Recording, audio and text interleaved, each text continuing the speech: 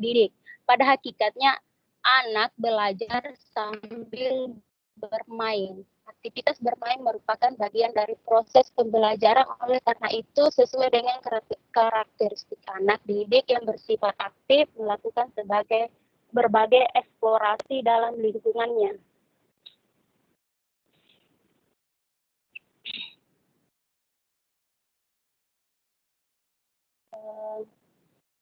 Bagi teori behaviorisme, belajar merupakan perubahan perilaku yang terjadi stimulus dan respon yang bersifat mekanisme. Stimulus dan respon tersebut memang harus dapat diamati, meskipun perubahan tidak dapat diamati seperti perubahan mental itu penting. Namun menurutnya, tidak menjelaskan apakah proses belajar tersebut tidak terjadi atau belum. Nah, dapat diramalkan perubahan apa yang akan terjadi pada anak.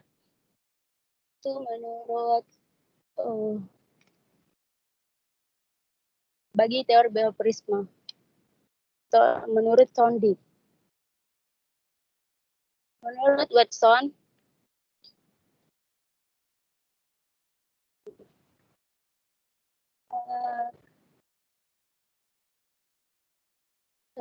menurut Watson, dan menurut Pavlov dan menurut Skinner.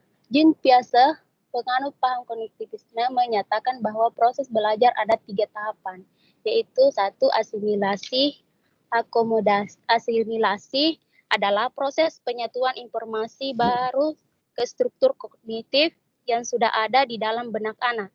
Sedangkan akomodasi adalah penyusunan struktur kognitif ke dalam situasi yang baru. Dan ekualibrasi adalah penyesuaian antara asimilasi dan akomodasi. Nah, tanpa proses ini, perkembangan kognitif seorang akan tersendat-sendat dan berjalan tidak teratur.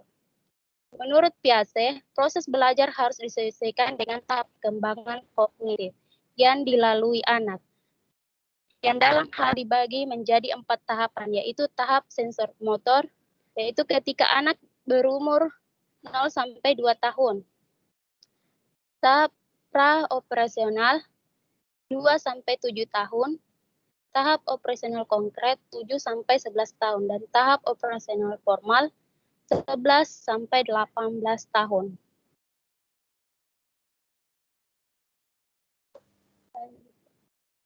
Peranan alam lingkungan sekitar sekolah sebagai sumber belajar.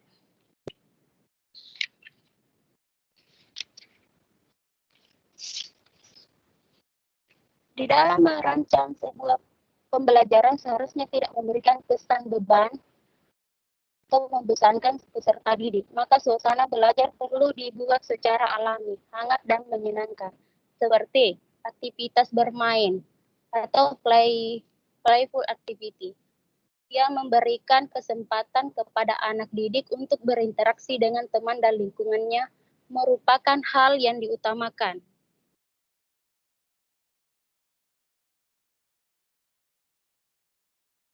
Seorang ahli, Papalia 1995, seorang ahli perkembangan manusia dalam bukunya Human Development mengatakan bahwa anak berkembang dengan cara bermain.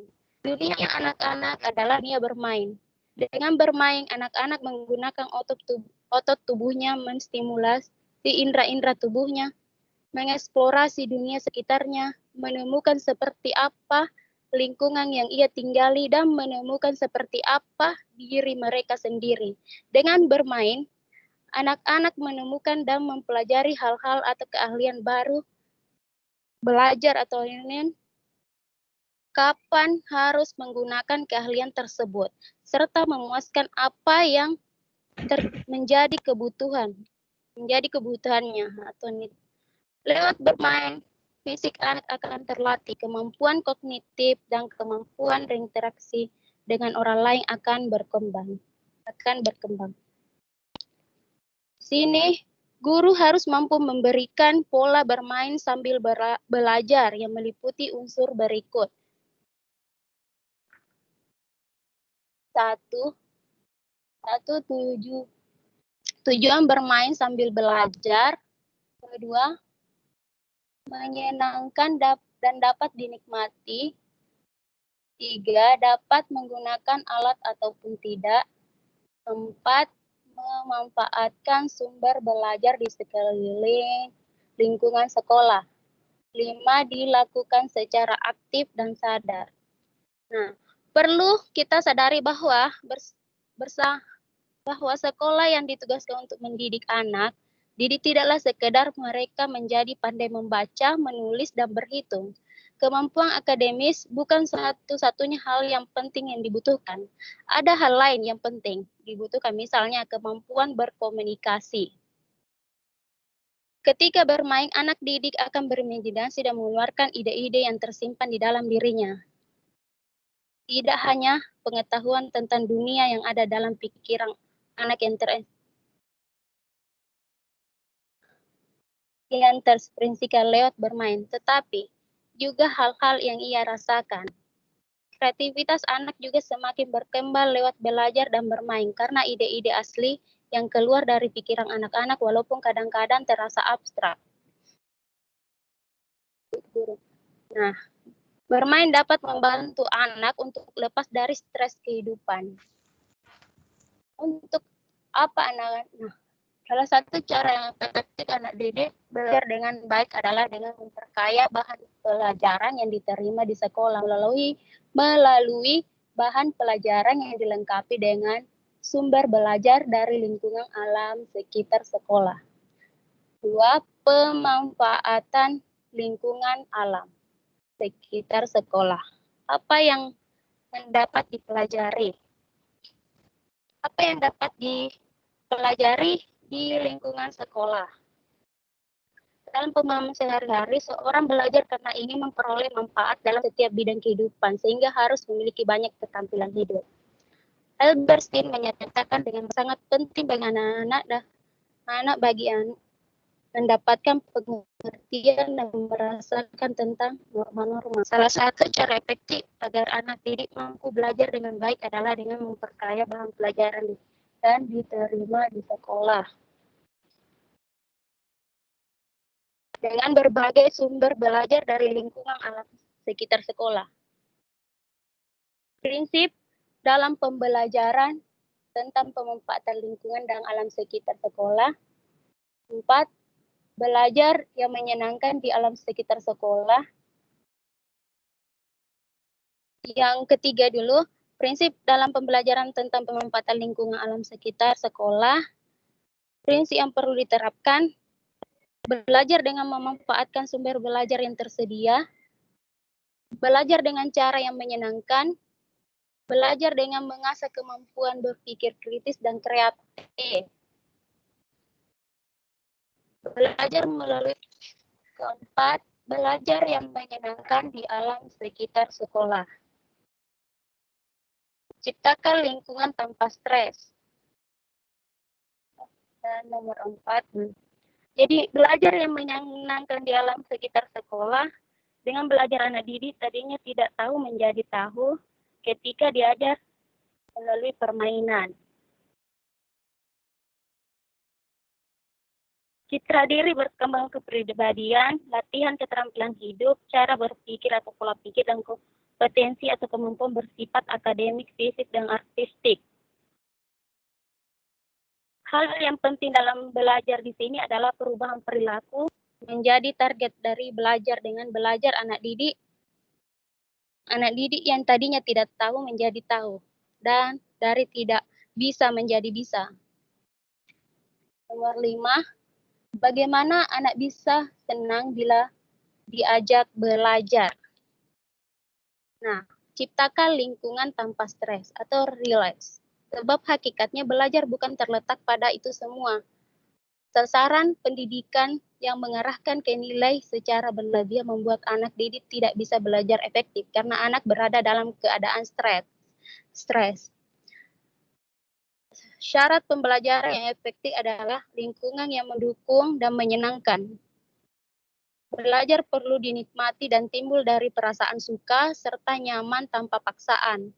Untuk menciptakan lingkungan tanpa stres bagi anak didik, guru dan orang tua sebaiknya tidak menetapkan mentarget atau menuntut anak berlebihi kemampuannya.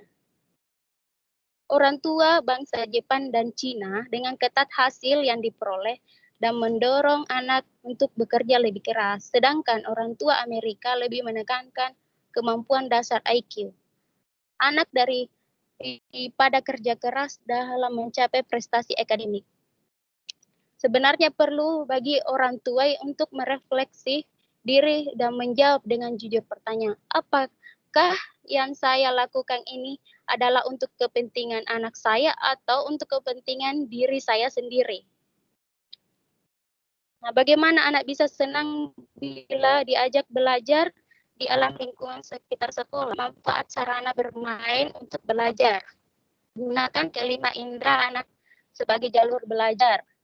Pakailah seluruh dunia sebagai ruang kelas.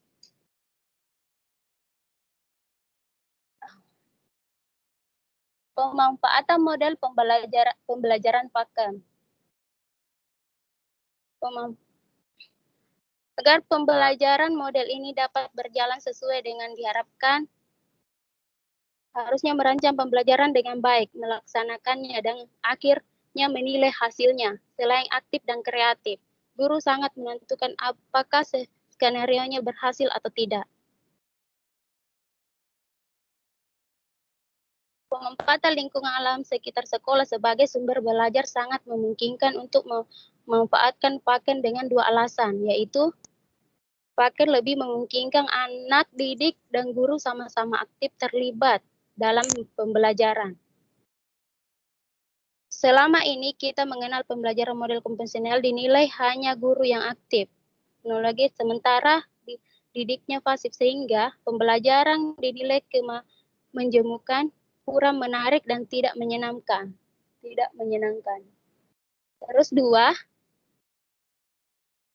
Terus pakem lebih memungkinkan baik anak didik maupun guru sama-sama kreatif.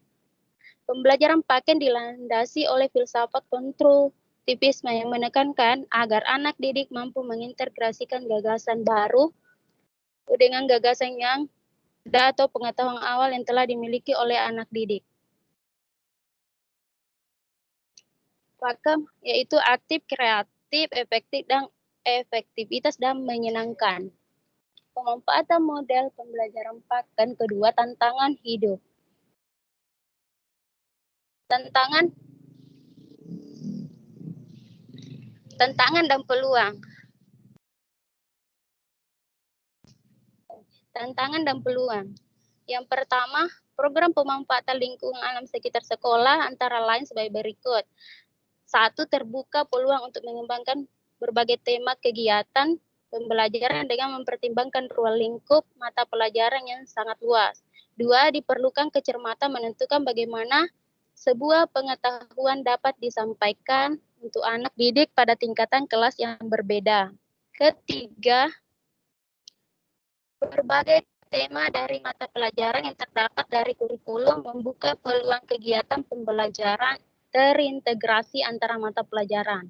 Oleh karena itu, guru membutuhkan koordinasi dan alokasi waktu untuk kegiatan yang umumnya tidak cukup hanya dilakukan dalam jam mata pelajaran tertentu saja.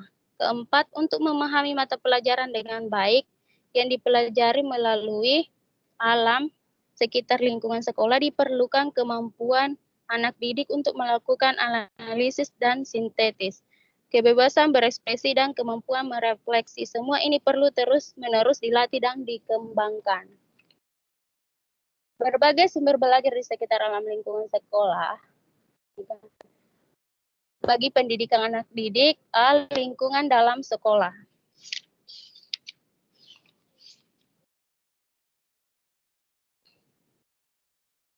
Nah, lingkungan halaman sekolah bagi bermain sambil belajar dan belajar sambil bermain. Dengan perencanaan dan pengolahan yang matang diharapkan bermain di sekolah akan mampu mempengaruhi perkembangan fisik anak yang dapat digunakan sebagai terapi, dapat mempengaruhi dan menambah pengetahuan anak, mempengaruhi perkembangan kreativitas, mengembangkan tingkah laku sosial dan nilai moral anak didik.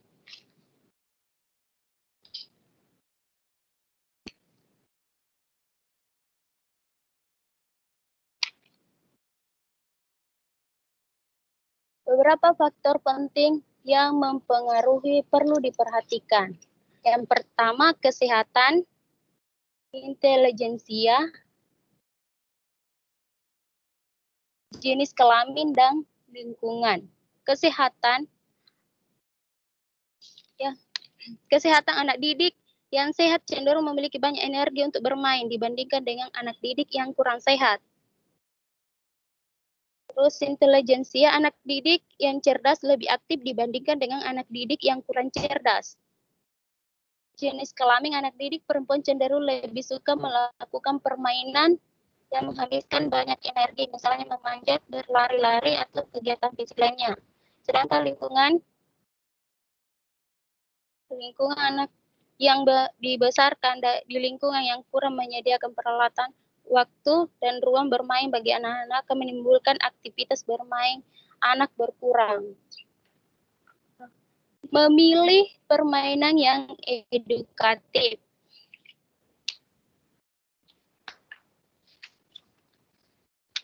Tiga, tumbuhan sebagai sumber belajar IPA.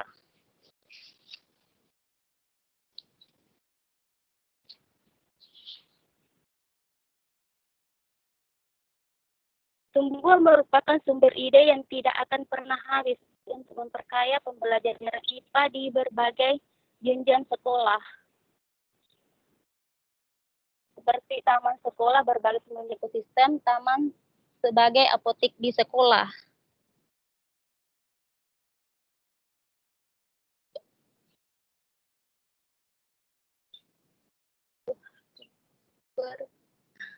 Belum dulu, Pak. Belum dulu.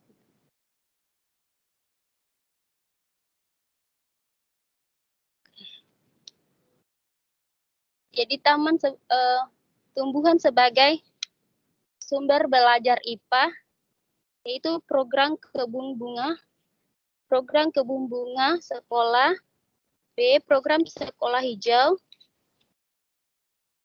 terus C taman sekolah sebagai tempat pembelajaran ekosistem, taman sebagai apotek hidup di sekolah, dan berkebun di halaman sekolah. Dan herbarium sebagai sumber pengetahuan tanaman. Next, Pak.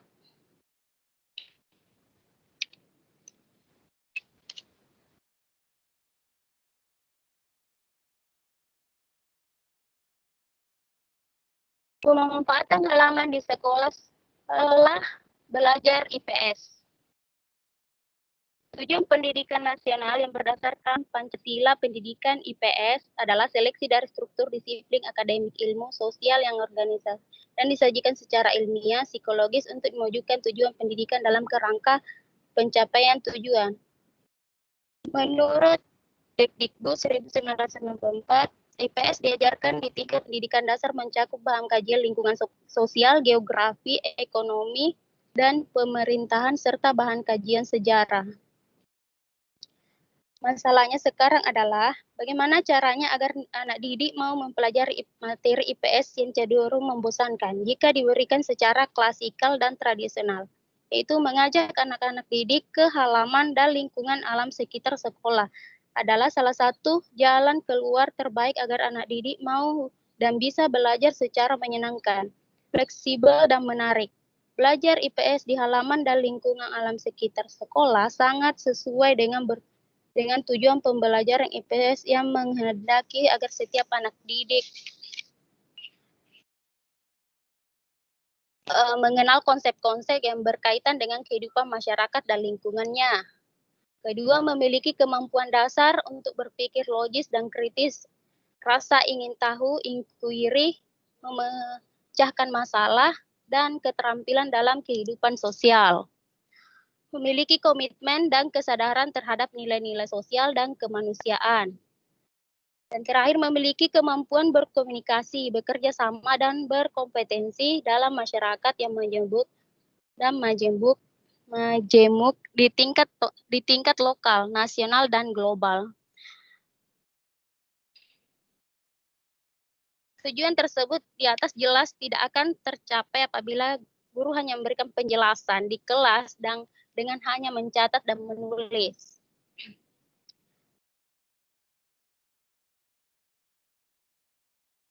Pemanfaatan halaman dan lingkungan alam sekitar sekolah untuk belajar ilmu pengetahuan. Sejak dini, anak-anak didik harus diberikan pemahaman tentang senangnya belajar IPA. Proses pembelajaran menekankan pada pemberian pengalaman langsung untuk mengembangkan kompetensi agar mereka mampu mempelajari dan memahami alam sekitar kehidupan mereka secara ilmiah.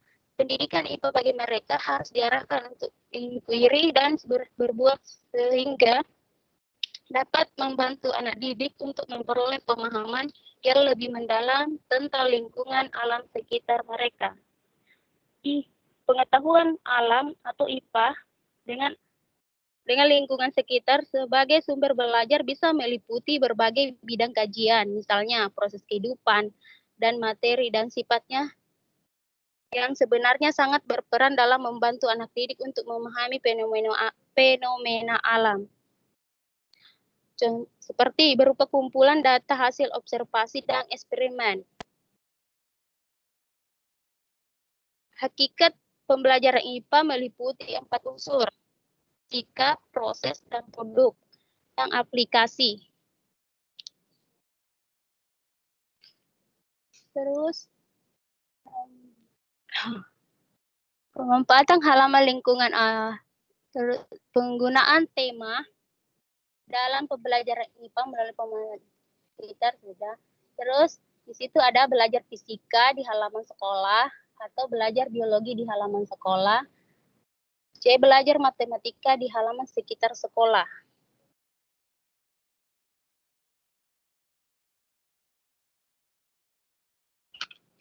Pemanfaatan halaman sekolah untuk pendidikan lingkungan hidup.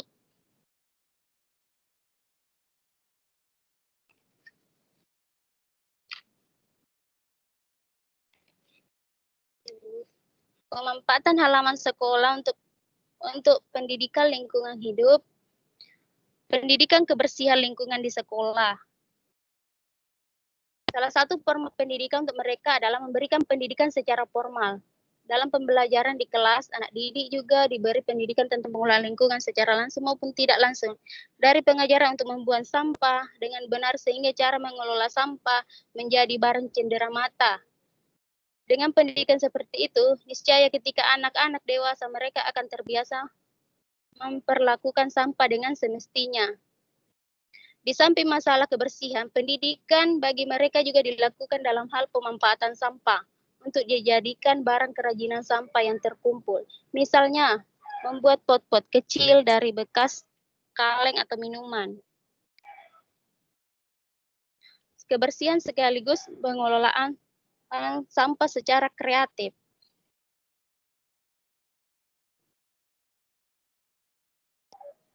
Nomor 8, pemanfaatan halaman sekolah olahraga yang sehat. Seharusnya sekolah harus mampu memanfaatkan halamannya semaksimal mungkin untuk kepentingan olahraga anak didik.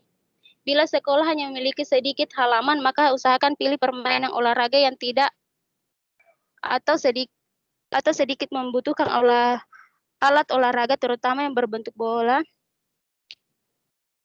Belilah matras yang berfungsi untuk mengurangi kecelakaan. Ketika anak didik melatih kelenturan otot dan gerakan-gerakan tubuh lainnya. Bila di sekolah tidak memiliki dana untuk membeli peralatan, maka lakukan senam kesehatan jasmani di tingkat SD.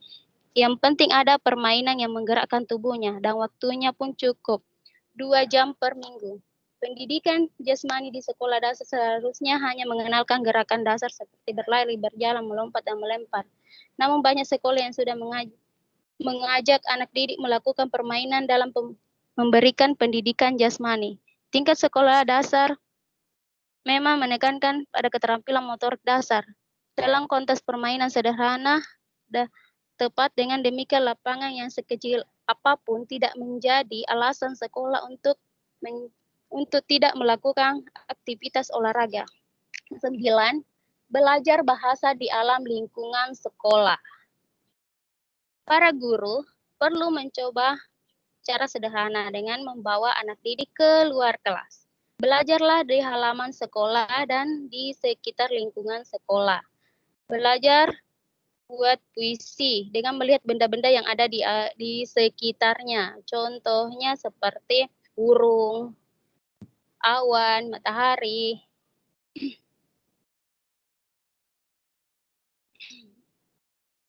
Mengarang atau berpuisi, menambah perbendaharaan kata, memperbaiki kesalahan berbahasa dengan cara berdiskusi dan tanya jawab.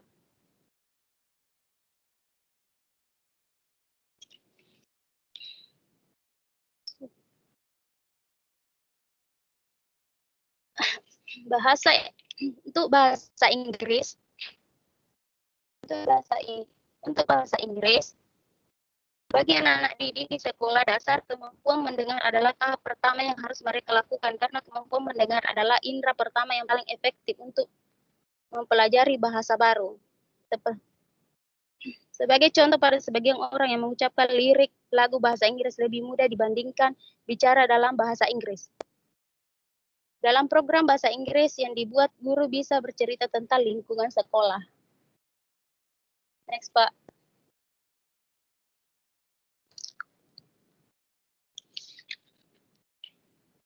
Lingkungan alam sekitar sekolah. Konsep belajar memanfaatkan alam lingkungan adalah mengamati fenomena yang terjadi secara nyata di lingkungan dan memanfaatkan apa yang tersedia di alam sebagai media belajar.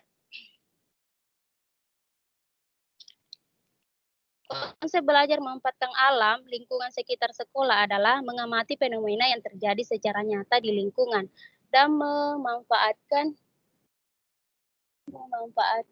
apa yang tersedia di alam belajar sekolah.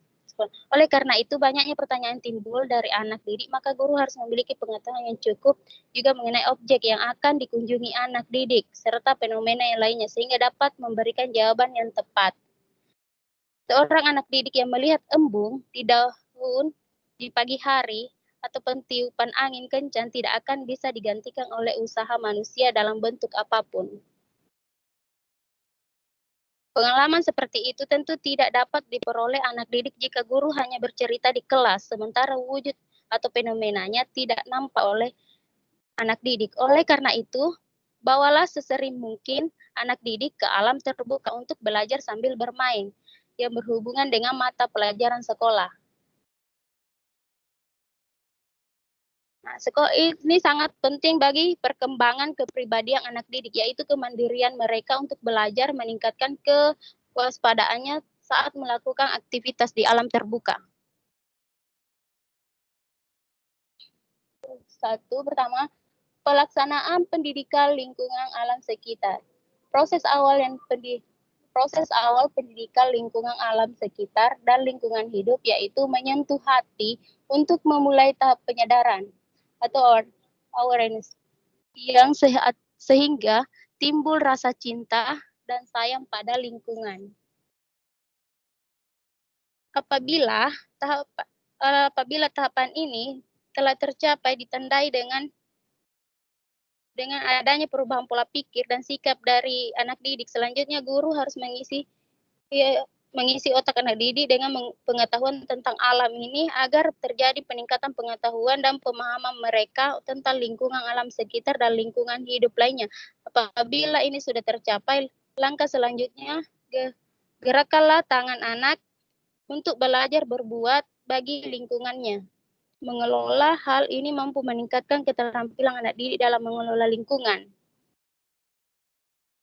Tahap 1, salah satu prinsip etika lingkungan yaitu kasih sayang dan kepedulian terhadap alam. Sebagai sesama anggota komunitas ekologis yang setara, manusia digugah untuk mencintai, menyayangi, dan peduli kepada alam dan seluruh isinya tanpa diskriminasi dan tanpa dominasi. Tahap menumbuhkan kesadaran dapat dilakukan dengan cara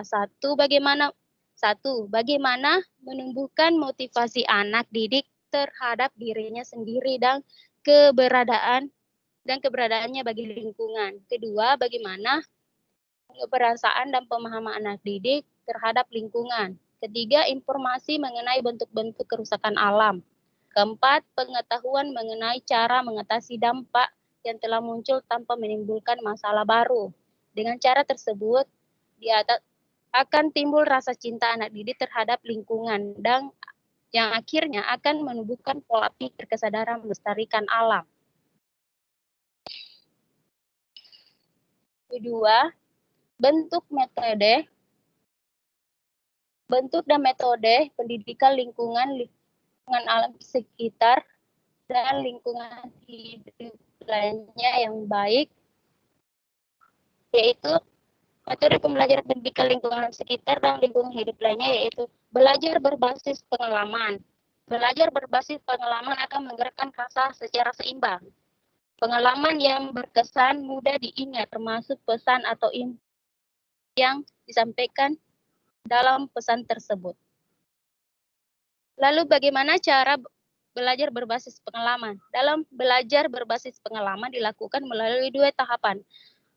Pokok yaitu sebagai berikut, anak didik kembali diingatkan tentang tindakan negatif mereka yang pernah dilakukan seperti menebang pohon, merusak tanaman, menginjak rumput, membunuh binatang, juga tindakan positif mereka yang pernah menanamkan pohon, memelihara tanaman sampai tumbuh besar. Kedua, berdasarkan pengalaman-pengalaman mereka, guru memberikan arahan dan informasi tindakan yang seharusnya dalam melestarikan alam. Guru juga memberikan pengetahuan dan keterampilan pembelajaran pendidikan lingkungan alam sekitar dan lingkungan hidup lainnya berbentuk pengalaman positif bagi anak didik. Ketiga, pendekatan yang digunakan yaitu pendekatan pedagogi. Tujuannya untuk melestarikan alam. Guru akan bisa memberikan pengetahuan baru tersebut dengan cara memberikan berbagai pengalaman yang ada di sekitar anak didik. Tidak hanya menekankan pemahaman dan pengertian yang kaku, tapi dapat ditinjau dari berbagai arah.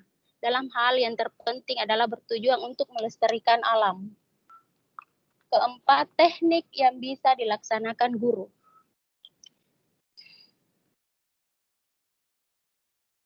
Banyak teknik yang bisa guru manfaatkan untuk memberikan pengalaman belajar kepada anak didik. Pertama, belajar menghargai alam. Belajar sambil bermain, pemanfaatan alat bantu atau poster dan flipchart. Next, Pak.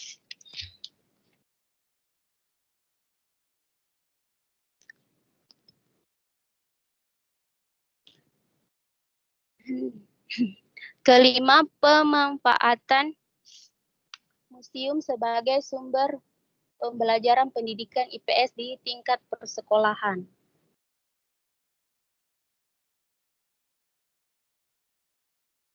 Beberapa topik materi IPS membutuhkan waktu untuk keluar dari lingkungan sekolah. Misalnya saja, ketika sekolah akan menanamkan pendidikan nilai moral, etika, dan sikap berbudi luhur, serta bertakwa kepada Tuhan Yang Maha Esa, dapat menjadi warga negara yang baik, maka salah satu edukasi yang bisa ditempuh adalah dengan mengunjungi museum. Karena menurut Hunter,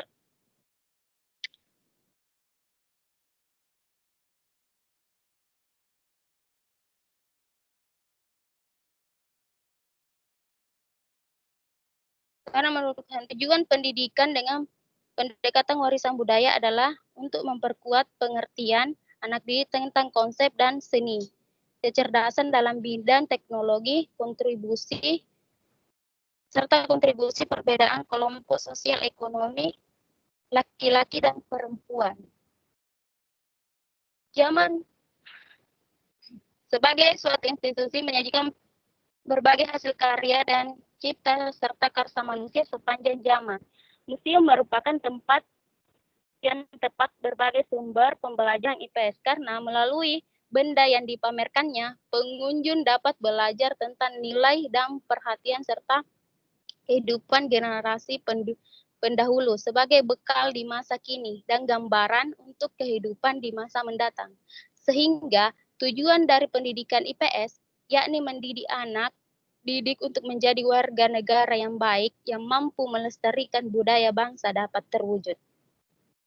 Selama berada di museum, diharapkan pikiran anak bekerja dan bekerja bekerja dan objek pameran diamatinya dapat menjadi alat bekerja, alat belajar. Observasi anak didik di museum merupakan batu loncatan bagi munculnya gagasan dan ide baru. Karena di sini mereka dirangsang untuk menggunakan kemampuan berpikir kritis. Setelah mereka siap untuk mengklarifikasikan ide, mereka mampu menjawab pertanyaan dan dapat memperkaya pengertian. Mereka setelah kunjungan ke museum ketika menugaskan anak didik ke museum sebelumnya, guru akan mempersiapkan kelas melalui identifikasi beberapa pertanyaan relevan berkaitan dengan item yang akan diamati. Apabila program pendidikan IPS yang mengajak anak didik ke sebuah museum adalah museum sudah berjalan dengan baik, maka diharapkan sekolah mampu menjadikan kegiatan kunjungan ke museum sebagai suatu kegiatan yang terintegrasi dalam kegiatan pembelajaran IPS di tingkat persekolahan. Belajar di toko swalayan atau supermarket. Misalnya saja guru bisa merancang ide belajar tentang tebak-tebakan. Nah, belajar nama benda membaca ya, masuk ke dalam supermarket, misalnya memanfaatkan swalayan untuk pembelajaran media belajarnya, seharusnya guru itu uh, harus harus peroleh izin dari sebuah supermarket, maka tentu pembelajaran akan jauh lebih banyak dan anak didik akan lebih senang karena supermarket memiliki ruang yang lebih besar.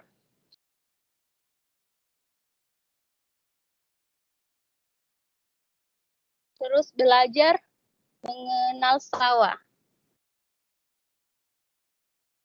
Bagi sekolah di pedesaan, tentu anak didik tidak asing melihat sawah. Karena sawah adalah lingkungan mereka sehari-hari. Oleh karena itu, guru perlu merencanakan pengalaman belajar aktif untuk anak didiknya dengan mengajar mereka melihat sawah tidak jauh dari sekolah. Guru sebelumnya sudah menghubungi petani sebagai persiapan kunjungan. Ketika mendengar ketika akan melakukan observasi ke sawah dan tertarik untuk melaksanakan tugas diberikan guru, yaitu mengobservasi dan mencari informasi mengenai peralatan petani, mengobservasi dan mencari informasi mengenai cara menanam dan memelihara tanaman, mengobservasi dan mencari informasi mengenai peran pestisida untuk memelihara kesehatan tanaman. Para anak didik sebaiknya telah diberitahu berbagai hal yang akan mereka lakukan sebelum berangkat ke sawah dan kegiatan yang harus mereka kerjakan sekembalinya ke kelas sehingga pelajaran akan lebih efektif. Guru memberikan penjelasan tentang peranan sawah untuk kehidupan manusia.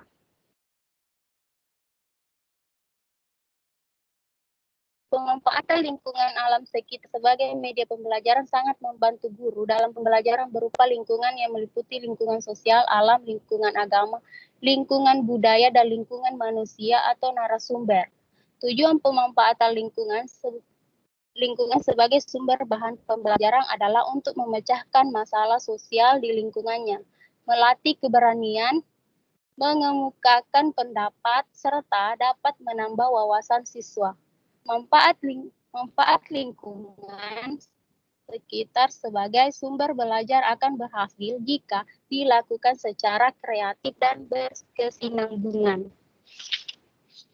Oke, sudah. Terima kasih, Pak. Hebat sekali kelompok. Karena materi yang begitu banyak disampaikan diborong sendirian. Kemarin bagi biar tidak terlampau capek. Karena memang modul 6 ini materinya panjang. Kalau di 81 halaman. Baik, terima kasih kepada pemateri dari kelompok 5. Yang lain bagaimana? Apakah ada tanggapan, pertanyaan yang nanti akan kita diskusikan bersama-sama? Kalau ada, silakan saya berikan kesempatan. Ya, halo Pak. Saya Oke, satu-satu ya. Dari siapa? Ibu Darmawati. Siapa tadi? Iya Pak. Assalamualaikum warahmatullahi wabarakatuh. Waalaikumsalam. Halo. Ya, silakan.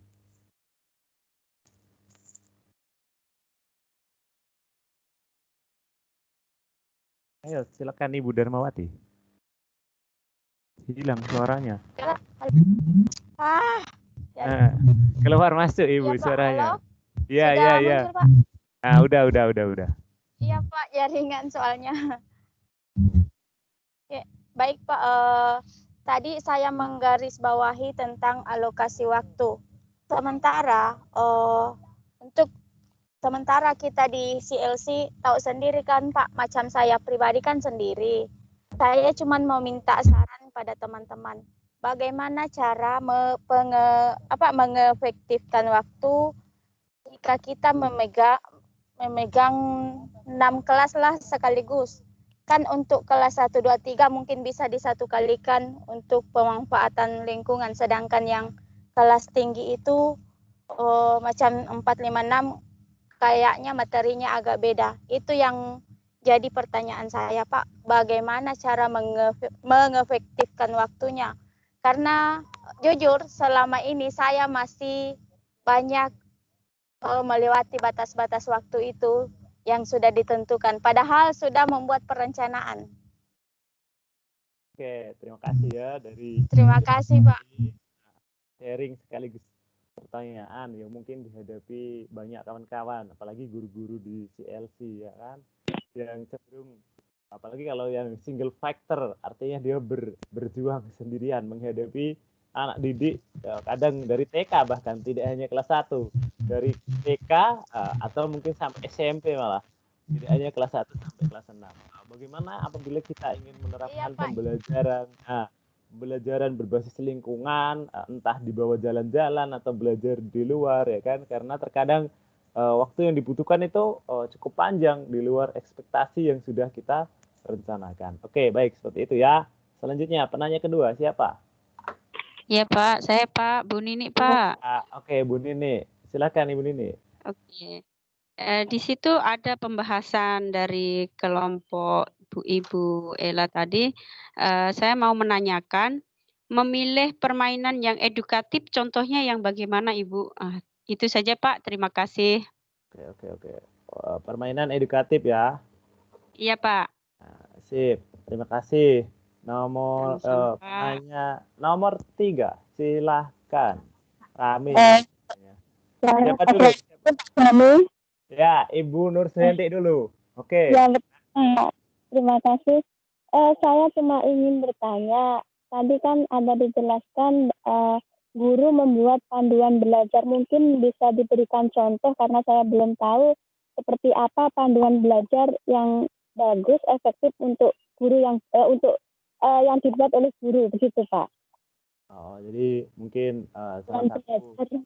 Oke, pertanyaan dari Bu Nur Suyanti mungkin kalau memang ada ya kan contoh panduan belajar yang baik, yang efektif, itu seperti apa begitu ya kalau memang ada.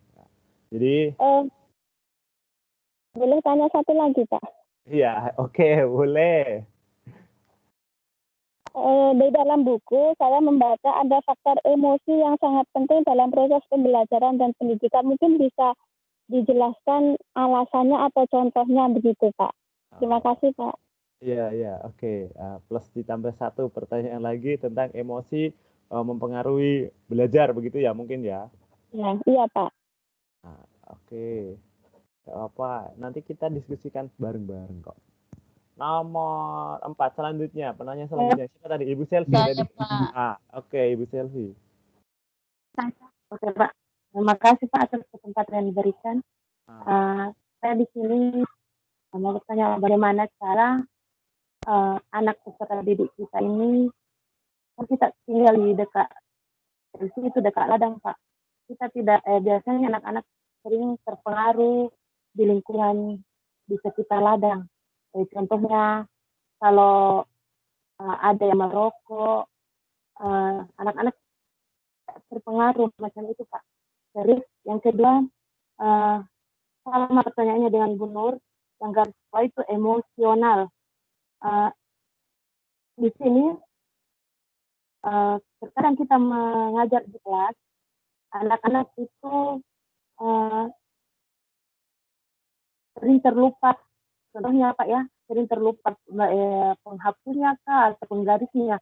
Terus si A ini mengambil langsung penghapus temannya. Terus temannya langsung menonjok atau memukul kawannya. Emosinya langsung naik, Pak. Jadi bagaimana mengatasi langsung anak-anak itu sehingga emosi tidak seperti itu, Pak. Terima kasih, Pak. Iya. Nah, jadi pertanyaan dari Ibu Selvi itu yang pertama, ini kan ada dua dari pertanyaannya. Yang pertama yaitu bagaimana cara membentengi anak, ya kan, supaya tidak mudah terpengaruh oleh lingkungan negatif lah, artinya hal-hal negatif yang ada di lingkungan sekitar, ya kan. Tadi Bu Selvi mencontohkan tentang mungkin bahaya merokok lah dan lain-lain, atau mungkin banyak, ya kan. Nah, tapi salah satu contohnya adalah merokok itu tadi. Nah, terus pertanyaan yang selanjutnya, yang kedua, ini mungkin mirip-mirip dengan pertanyaan Ibu Senti, ya kan. Pokoknya bagaimana peran emosi, ya kan, nah, saat pembelajaran, atau mungkin bagaimana cara kita mengajarkan emosi, ya kan. Nah, mengatur emosi lah, pokoknya hubungan dengan yang ada emosi saat pembelajaran. Nah, mungkin seperti itu. Masih adakah lagi penanya nomor 5? Kalau ada, Saya, Pak. ya. Oke. Ibu Sri Puspitasari, silakan. Halo. Ya. Baik, terima kasih atas kesempatannya. Pertanyaan saya kurang lebih sama dengan Bu Selvi. Jadi saya ingin menanyakan, apakah lingkungan sekolah yang ada di ladang itu sudah mendukung untuk digunakan sebagai sumber belajar? Mungkin dari segi keamanan atau yang lainnya seperti itu. Apakah lingkungan yang ada di ladang itu sudah mendukung untuk dijadikan sumber belajar? Terima kasih, Pak. Ya, oke. Jadi intinya apakah lingkungan sekolah yang ada di ladang itu kalau dipakai atau dibuat untuk belajar itu sudah oke, sudah pas, atau minimal ya kalau untuk belajar itu kita bisa belajar dengan tenang lah. Nah, intinya seperti itu ya. Sudah tepat belum apabila lingkungan di CLC atau di ladang ini sebagai lingkungan sekolah yang baik? Mungkin pertanyaan seperti itu.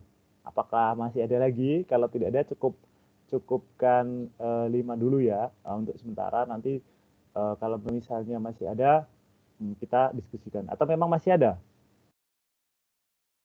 Nah, kalau tidak ada, masih ada. Oke, silakan. Nah, 6 ini.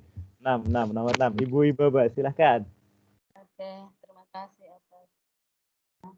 Assalamualaikum warahmatullahi wabarakatuh. Waalaikumsalam.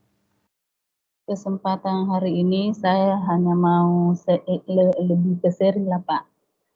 Di tempat saya mengajar ini kan sudah tidak bisa dilakukan di sekolah, tapi dilakukannya di rumah. Anak-anak belajar mandiri di rumah.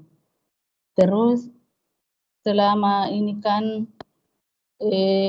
saya pribadi sebagai seorang guru sangat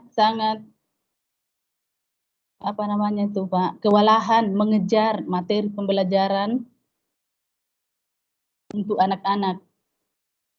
Pertanyaan saya, bagaimana caranya supaya materi pembelajaran anak tidak tertinggal jauh dari buku tematiknya, sedangkan anak-anak belajarnya di rumah. Pastinya kita kan tidak bisa kontrol sebab gurunya di rumahnya, terus siswanya di rumahnya sendiri. Itu saja Pak. Terima kasih. Iya. Jadi mungkin pertanyaan dari Ibu Ibaba, bagaimana cara kita sebagai guru ya kan mengontrol proses pembelajaran, mungkin biar tidak terlampau berbeda jauh dengan saat kita belajar normal. Sedangkan saat ini kan kita belajarnya lebih ke belajar dari rumah ya kan. Tentunya sangat berbeda sekali dengan belajar langsung di sekolah. Mungkin cara-cara atau solusi apa yang bisa kita lakukan. Begitu ya Ibu ya. Pak, seperti itu Pak. Oke. Untuk kelompok 3, apakah sudah ada yang mau ditanggapi atau diberikan jawaban? Kalau ada, saya persilahkan dulu. Sebentar, saya tinggal sebentar.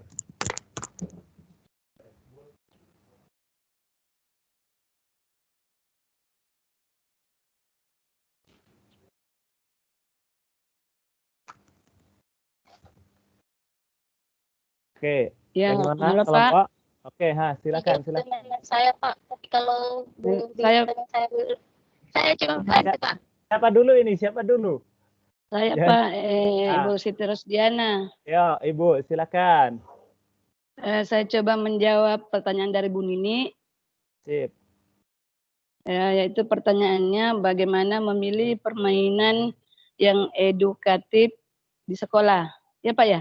Ya. Nah, yaitu dengan cara memilih permainan yang jenis permainan yang sesuai dengan kebutuhan dan kemampuan anak-anak atau anak didik kita, di mana dalam memilih permainan itu kita juga memperhatikan usianya harus sesuai dengan apa yang dia minati, sehingga tercipta suasana permainan yang bagus, dan memperhatikan juga apa-apa yang akan terjadi di dalam permainan tersebut.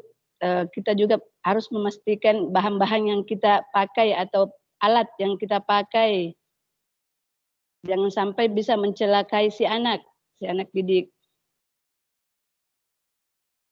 Oke, itu ya, Saya Ibu. kira sekian Pak ya. Ya, oke. Terima kasih. Nah, itu tadi pendapat. Boleh dari... saya tambahkan Pak? Oh, boleh. Silakan. Permainan edukatif itu ada juga yang permainan tradisional. Permainan tradisional contohnya bermain lomba balap balap karung atau tayar Pak kalau di sini. Ketukan. Itu edukatif juga Pak. Ada tujuannya.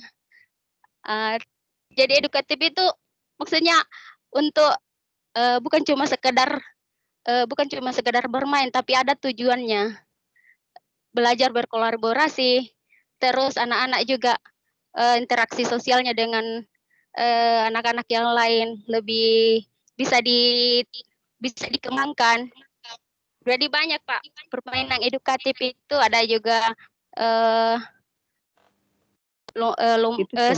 bermain sepeda. Iya, itu contohnya Bu. Betul, contohnya itu. Yang ditanyakan kan di sini bagaimana memilih. Ya, oke. Jadi ya, silakan Ibu. Silakan, boleh dilanjut kok kalau masih ada. Sudah.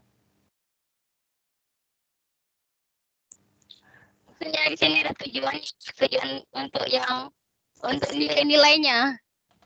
Ya, betul.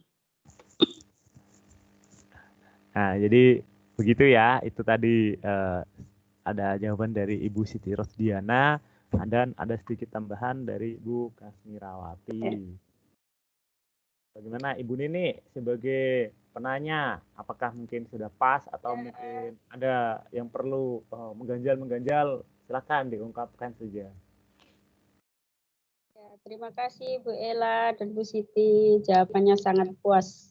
Nah, oke. Ya, terima kasih. Sama-sama Bu. Ya, silakan lanjut menjawab pertanyaan berikutnya.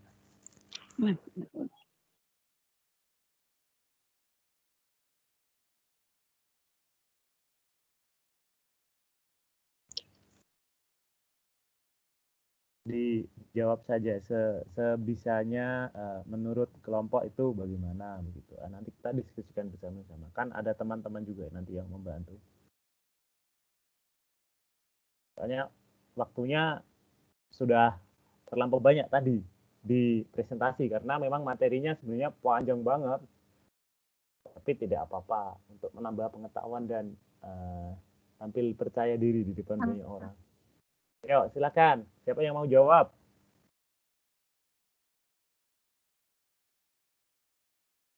Pilih saja, bebas kok. Nanti saya bantu.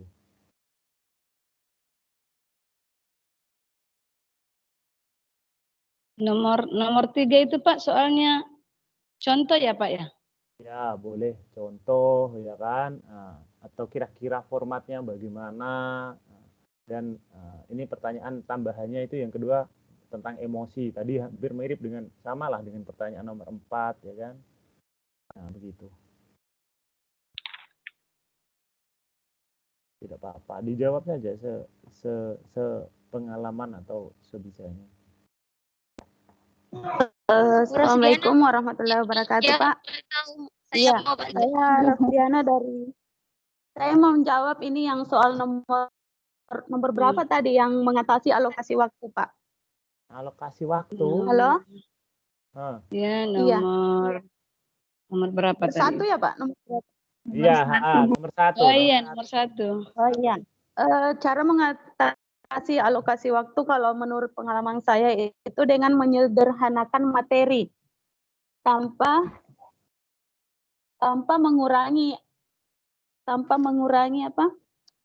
Dengan menyederhanakan materi itu misalnya yang seharusnya kita di luar dengan anak-anak itu memakan waktu sekitar 90 menit, kita bisa sederhanakan sekitar setengah jam begitu, tapi anak-anak itu bisa mencapai materinya.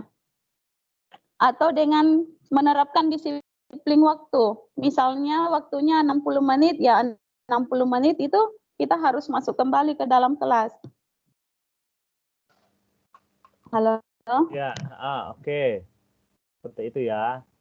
Iya, iya Pak, menyederhanakan materi. Menyederhanakan materi atau memberi batasan waktu. Mendisiplinkan waktu. Iya, mendisiplinkan waktu Pak dengan melihat jam atau jam tangan atau jam dinding. Boleh saya tambahkan Pak? Boleh. Kalau tema itu kan terpadu Pak, jadi kalau bisa dipadukan saja Pak, sesuai dengan tahap anak-anak yang mulai dari yang konkret sampai yang abstrak. Dan itu Pak. Ya, itu tambahan dari Ibu Kesmirawati. Nah, untuk Ibu Darmawati, bagaimana? Nanti biar saya kasih tambahan sedikit juga, sepengalaman dan sepengetahuan saya.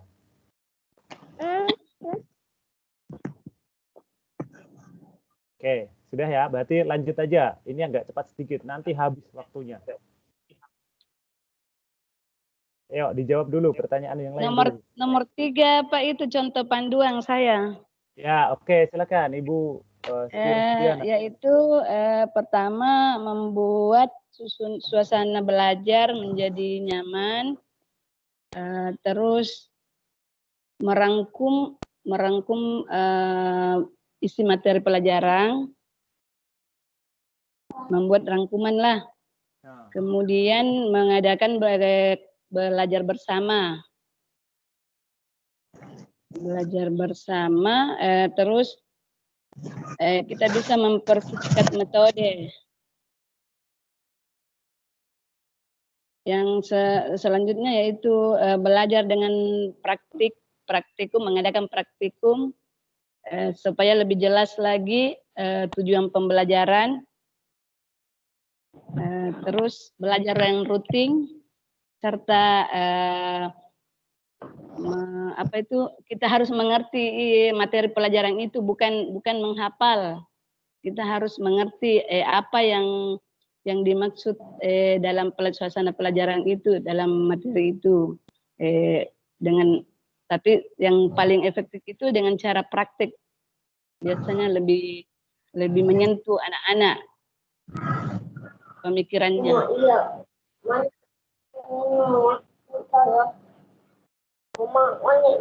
Saya kira sekian, Pak. Kenapa Ya. bisa, Nak? Nah, terima kasih ya Ibu. Apa tadi? Ibu Rusdiana. Ini Ibu Siti Rusdiana. Nah, apakah kelompoknya ada yang mau menambahkan? Kalau tidak, silakan dilanjut ke pertanyaan yang selanjutnya.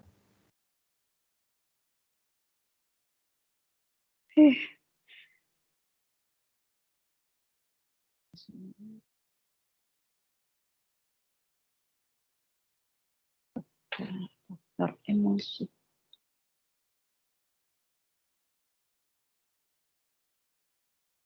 Faktor emosi yang sangat penting. Apa pertanyaannya nomor 4, Pak? Nomor 4 itu, nah, bagaimana membentengi anak, ya kan, dari pengaruh dalam tanda kutip mungkin negatif lingkungan di ladang. Nah, tadi dicontohkan oleh Ibu Selvi itu contohnya merokok, begitu kan, mungkin itu hal-hal yang kalau bisa ya jangan ditiru lah oleh anak-anak. Kecuali mungkin mereka kalau sudah punya uang, boleh merokok, gitu. Karena kan mungkin belum punya duit, belum bekerja sendiri, ya kan, untuk menghindari hal-hal tersebut. Nah, terus yang kedua pertanyaannya tadi tentang mengatasi emosi tadi. Jadi anak pinjam ini tidak boleh, terus akhirnya marah, saling pukul, begitu. Kira-kira sepengalaman Bapak Ibu selama ini tuh bagaimana mengatasi hal-hal yang seperti itu, ya kan? Mengontrol emosi. Dengan menjelaskan, memberi penjelasan kepada anak-anak. Ayo, siapa yang mau jawab? Siapa yang mau jawab? Tunggu dulu, Pak. Nah, tidak apa-apa, dijawab aja kan. Saya yakin Ya, Pak. pasti Bisa. Punya pengalaman sendiri. Bisa saya jawab, Pak? Kan? Bisa, silakan. Ya, Bu Asmira, oke. Ya, terima kasih. Boleh dengan lingkungan di sekitar itu kan banyak sampah rokok, Pak. Boleh disuruh pungut sampahnya yang bekas tempat rokok itu, kadang ada disuruh baca sama anak-anak. Di situ ada tertulis merokok dapat mengganggu kehamilan jantung, impotensi dan gangguan kehamilan. Terus ditanya anak-anak, kenapa dilarang merokok? Nah, di situ sudah mengajarkan kita kenapa dilarang merokok. Kedua, kenapa dilarang membuat sampah sembarangan. Makanya dengan memungut sampah, disuruh memungut sampah, itu sudah bermanfaat. Tidak boleh, artinya kita tidak boleh membuang sampah sembarangan. Dan merokok tidak boleh, kita juga tidak boleh anak-anak mulai, kalau yang besar mungkin susah untuk dia aja karena dia sudah sedangkan anak-anak masih bisa untuk ditanamkan, Pak. Ya, oke. Bahwa merokok itu tidak baik. Oke, terima kasih, Pak. Masih ada tambahan tidak dari kelompok 3? Nah, tentang itu tadi, membentengi anak dari pengaruh negatif lingkungan sekitar, sama mengatasi emosi anak tadi itu. Kalau memang tidak ada, lanjut dulu ke pertanyaan yang ke-5 dan ke-6 tidak apa-apa. Nanti saya bantu jawab, biar waktunya masih tersisa cukup banyak. Nomor 6, Pak. Ya, oke, silahkan. Apakah lingkungan sekolah yang ada di sekitar ladang sudah oke? Saya rasa, Pak, tidak semua. Tapi ada juga yang oke. Misalnya kita belajar tentang IPA, boleh kan anak-anak kita ajak ke sekitar kelapa sawit untuk mempelajari misalnya materi IPA ya, akar serabut, tentang akar tumbuhan lah, atau dedaunan. Saya kira itu, Pak. Tapi kalau yang di sekitar sungai kan biasa kan membahayakan, Pak. Ya. Jadi itu saya rasa ada yang oke, ada yang tidak. Jadi jawabnya tidak semua. Ya, oke. Seperti itu ya pendapat dari kelompok. Nah, yuk terakhir pertanyaan nomor 5 ya, dari Ibu Sri Puspitasari tentang lingkungan sekolah di ladang. Ini tadi apa pertanyaannya ya? Soalnya tidak begitu jelas. Ibu Rasmi, bagaimana caranya sehingga materi tidak ketinggalan? Oh iya, oke.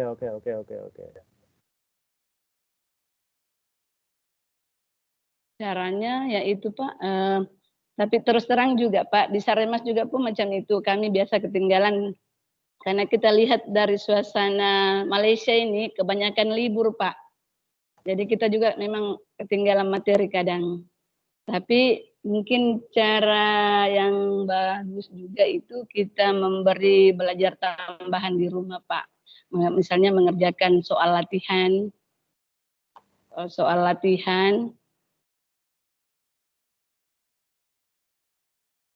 mengingat dengan sempitnya waktu, apalagi sekarang ini ada suasana libur lagi Pak.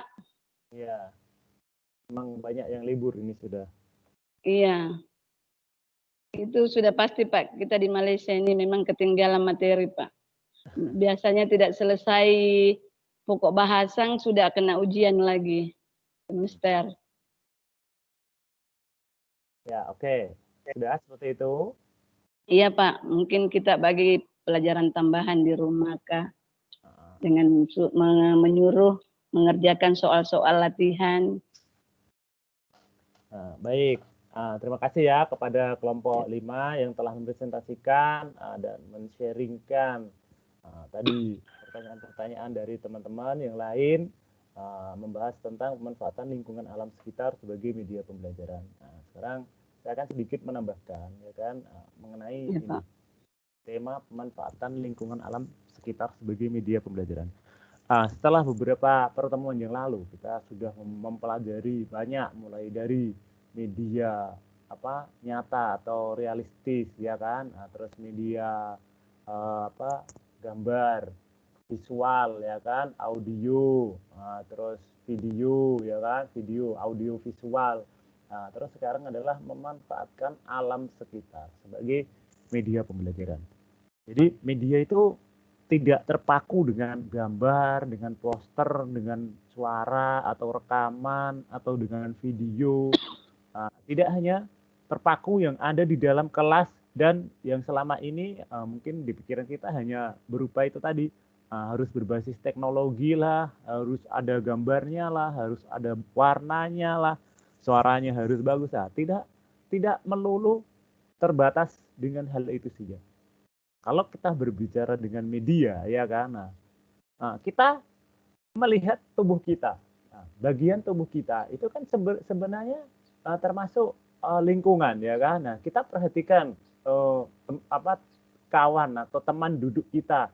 Nah, kalau kelas 1, coba anak-anak saling duduk berhadapan, ya kan. Nah, perhatikan, coba temanmu di depanmu itu telinganya berapa? 2 Pak Guru, coba dihitung. 1, 2.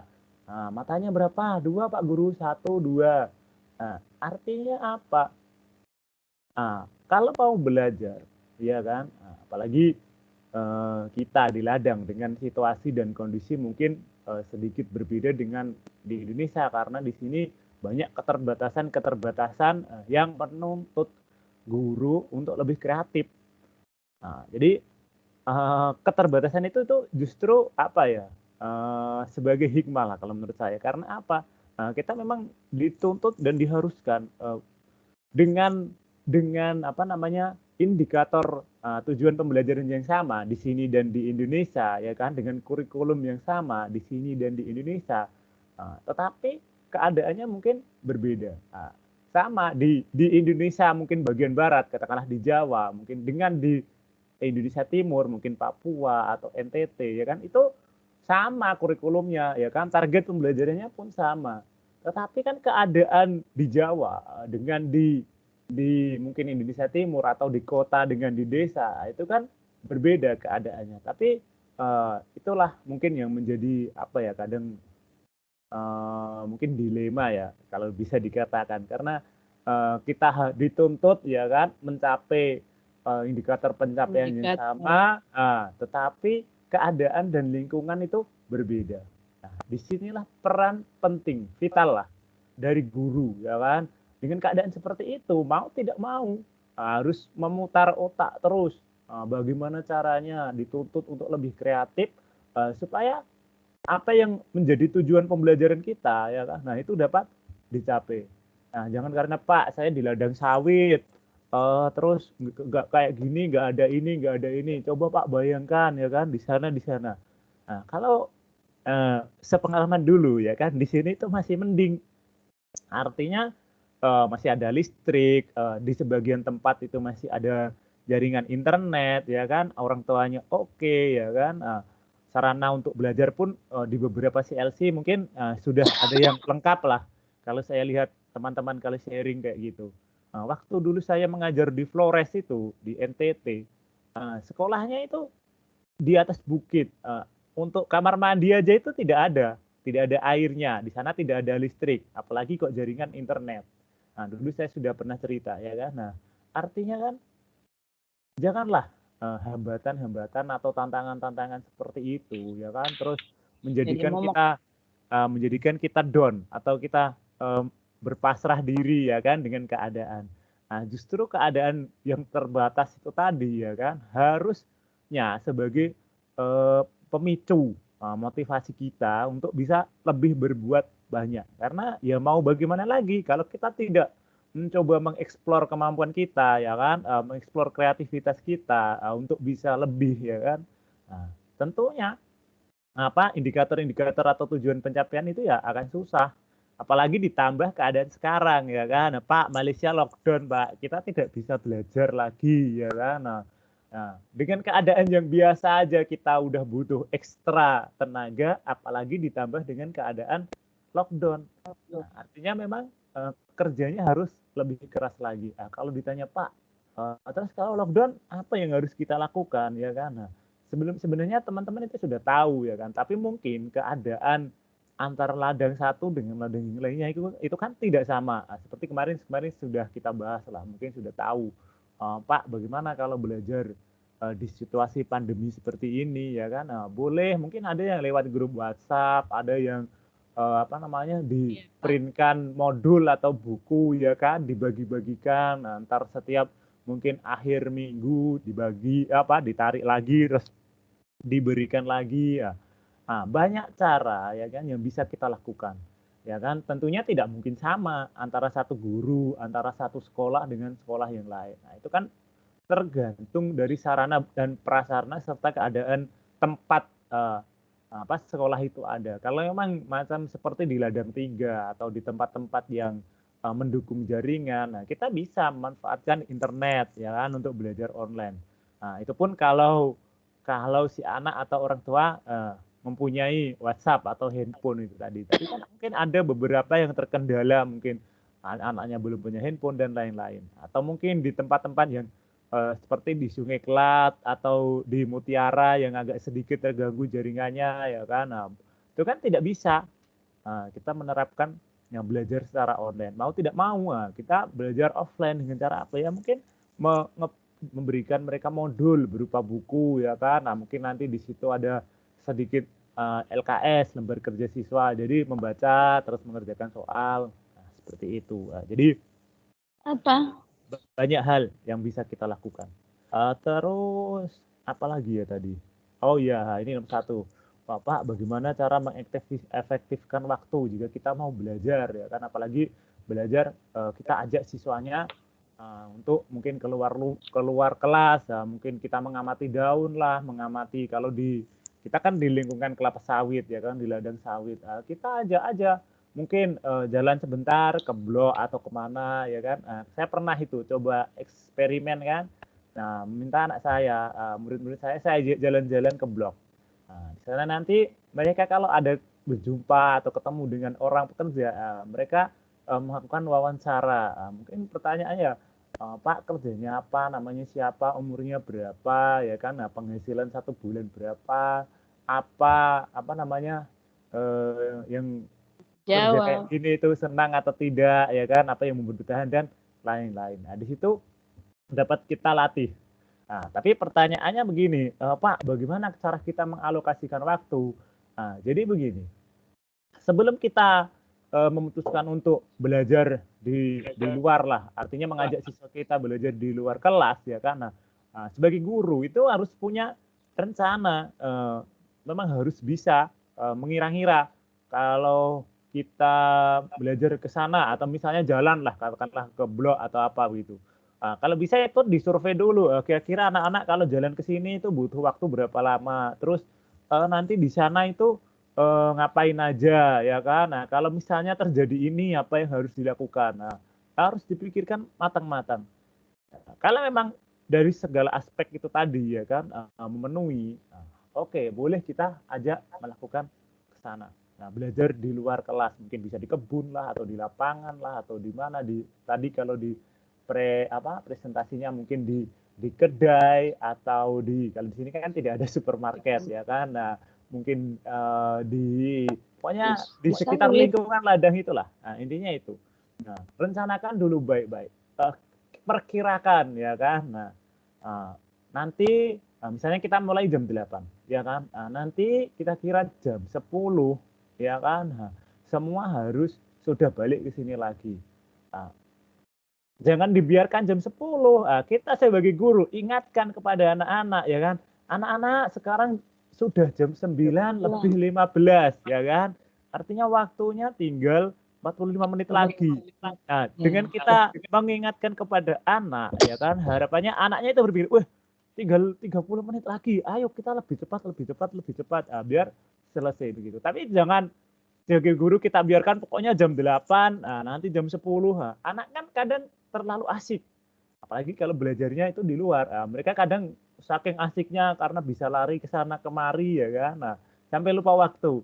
Tiba-tiba gurunya jam 10, loh, belum Bu. Oh, masih banyak ini yang belum dikerjakan, ya kan. Nah, jangan sampai seperti itu. Nah, kita sebagai guru harus mengingatkan. Kalau memang tadi jawaban dari kelompok kan paksa kalau memang tidak bisa, ya kan. Nah, tapi kan kita jangan biasakan untuk memaksa anak. Artinya sebagai guru kita ingatkan dulu. Mengingatkan dulu. Tadi seperti saya contohkan, misalnya dari jam 8 sampai jam 10. Ketika sudah jam 9, ya kan. Nah, kasih tahu anak-anak sudah jam 9, ya kan. Artinya tinggal 1 jam lagi. Nanti setelah jam 9.30 ingatkan lagi. Anak-anak jam 9.30, 3,5 jam lagi. Nah, anak sudah kurang 15 menit lagi. Saya yakin dan percaya karena ini sering, iya, saya yakin dan saya percaya ibu-ibu dan bapak-bapak di sini, ya, sebenarnya itu sudah sering melakukan, ya kan. Nah, tapi kan kadang bingung apakah ini efektif apa tidak. Saya yakin dan saya jamin itu pasti efektif. Nah, karena apa? Anak-anak itu semakin mepet, ya kan. Nah, kemampuannya itu akan meningkat sama dengan kita, ya kan. Coba kita dikasih deadline tanggal 10, sedangkan ini masih tanggal 1. Pasti kita aja yang orang dewasa, ya kan, lebih memilih rebahan, ya kan, santai-santai, masih lama, masih 1 minggu. Ketika nanti sudah 3 hari, sudah tanggal 7 tapi belum apa-apa, akhirnya itu kerja macam Bandung Bondowoso dan Roro Jonggrang dalam 1 malam membuat 1000 candi, ya kan. Artinya dikebut dalam 1 malam itu. Orang tua pun, ya kan, orang dewasa lah, itu pun seperti itu. Apalagi anak-anak. Mereka belum tahu apa itu manajemen waktu, ya kan. Belum bisa mengontrol itu. Jadi kita sebagai guru tujuannya apa? Mengingatkan dan mengingatkan. Memang pokoknya ingatkan terus. Karena anak kan belajar, dia belum pandai berpikir. Kalau orang tua mungkin dikebut 1 malam karena dia tahu, karena saya sibuk dan biasanya oke. Ya itu kalau semua berjalan lancar bisa dikebut 1 malam. Coba kalau mendadak listrik mati, apa kita tidak sakit kepala, ya kan? Nah, artinya seperti itu. Orang dewasa aja itu bisa meleset loh, ya kan, saat kita merencanakan sesuatu. Nah, apalagi anak-anak, mereka belum tahu apa itu perencanaan, apa itu manajemen waktu dan lain sebagainya. Nah, seperti itu. Ini sebenarnya ada sangkut pautnya dengan ini. Bagaimana cara kita membentengi anak dari pengaruh negatif lingkungan, apalagi lingkungan ladang. Kita tahulah. Tidak usah saya ceritakan di sini, sebenarnya mungkin keadaannya sama, ya kan. Di ladang saya dengan di ladang Bapak Ibu, mungkin ya mirip-mirip, walaupun tidak sama persis itu, kurang lebih sama. Jadi bagaimana caranya, ya kan? Apalagi kita tahu, begini, anak-anak itu, ya kan, memang dia belajar di sekolah, tetapi hanya berapa jam saja, katakanlah dari jam 7 sampai jam 12, hanya 5 jam saja. Sedangkan dalam satu hari ada 24 jam. Sisanya dia kemana? Nah, sisanya kan di rumah. Nah, pertanyaan saya, nah terus di rumah itu dia dengan siapa? Nah, dengan orang tua. Nah, orang tuanya bagaimana? Dia memperhatikan tidak si anak itu tadi? Ya kan? Nah, sedangkan orang tuanya kerja dari jam 5 pagi balik jam 5 petang, ya kan? Setelah capek, makan, main HP, tidur. Nah, artinya apa? Orang tua pun, ya kan? Nah, hanya sedikit saja memberikan waktu, malah kadang itu anaknya yang penting masih hidup, masih bisa jalan, masih makan, itu alhamdulillah. Ada loh yang orang tua yang seperti itu. Nah, artinya tugas kita sebagai guru, ya kan, walaupun mungkin ada orang tua yang kurang perhatian terhadap anaknya, ya kan. Nah, tugas kita sebagai guru itu tadi mengingatkan dan selalu mengingatkan, menasehati, ya kan. Nah, kalau jawaban dari kelompok, Pak, bagaimana kalau misalnya manfaat pengaruh negatif merokok? Nah, tadi kelompok menjawab, kita aja bersih-bersih aja, Pak. Di situ kan ada tulisannya, ya kan. Nah, kalau dijawab begini gampang sama anak-anak. Yang kritis itu gampang loh jawabnya. Loh, itu bapak saya merokok tidak apa-apa, Ibu. Coba, Bapak Ibu sebagai guru jawab apa kalau anakmu tanya begitu? Iya kan? Nah, memang di rokok ada tulisannya. Dilarang merokok dapat menyebabkan penyakit A, B, C, D, E, F. Nah, misalnya begitu. Nah, ketika ibu ayah menjelaskan, anak-anak jangan merokok, karena merokok dapat menyebabkan penyakit A, B, C, D, E, F itu. Nah, ketika dibalik pertanyaannya, loh, Bu, itu bapak saya merokok dari dulu kok tidak kenapa-kenapa. Coba, Bapak Ibu jawab apa kalau pertanyaannya begitu anakmu? Menjelaskan bagaimana? Coba, saya pengen dengar saja pendapat dari Bapak Ibu. Menjelaskan bahwa mungkin pada saat sekarang ini Bapak belum ada terkena penyakit, tapi begitu usianya lebih tua lagi dia akan kena dampaknya. Jadi sebaiknya dihindari karena itu banyak nikotin. Oke, begitu. Ada yang lebih baik mencegah daripada mengobati, Pak. Oke, ada yang lain mungkin boleh juga. Kita kan saling sharing, ya kan. Nah, soalnya apa? Pertanyaan anak itu kan dia masih polos. Tetapi ketika kita mencoba mengarahkan ke sesuatu yang baik, kok di lingkungannya ada saja yang seperti tadi, kita melarang merokok karena dapat menyebabkan. Tapi di lingkungannya ada yang melakukan. Nah, itu bisa saja menggagalkan apa yang kita nasihatkan. Nah, jadi mau tidak mau, kita cari cara yang lain yang memang saat itu kalau anaknya tidak bisa melakukannya. Nah, contohnya begini, kasih tahu. Kalau orang merokok, ya kan, nah itu kan rata-rata dia sudah besar, sudah dewasa. Nah, dan dia sudah bisa mempunyai penghasilan sendiri, ya kan? Nah, sedangkan kalau kita bicara rokok kan kalau mungkin ada yang bilang haram, ada yang halal lah. Tapi kalau masih dijual kan artinya masih boleh, ya kan? Nah, kita tidak usah bahas itu. Artinya kan mungkin dilarang secara kesehatan. Tapi kan namanya kalaupun dilarang kok masih dijual, ya kan? Nah, ya, jadi saya ingin berpesan begini. Kalau misalnya menasihati anak biar tidak merokok, untuk sekarang loh ya, entah nanti kalau dia sudah besar mungkin caranya yang lain. Karena sekarang kan dia belum bisa berpikir secara lebih dalam. Nah, jadi kasih tahu aja begini, anak-anak, ya kan, nah, bukannya Pak Guru atau Bu Guru melarang kalian merokok. Nah, buktinya apa, orang tuamu di sana pun juga merokok. Tapi Pak Guru minta tolong untuk saat ini jangan merokok dulu.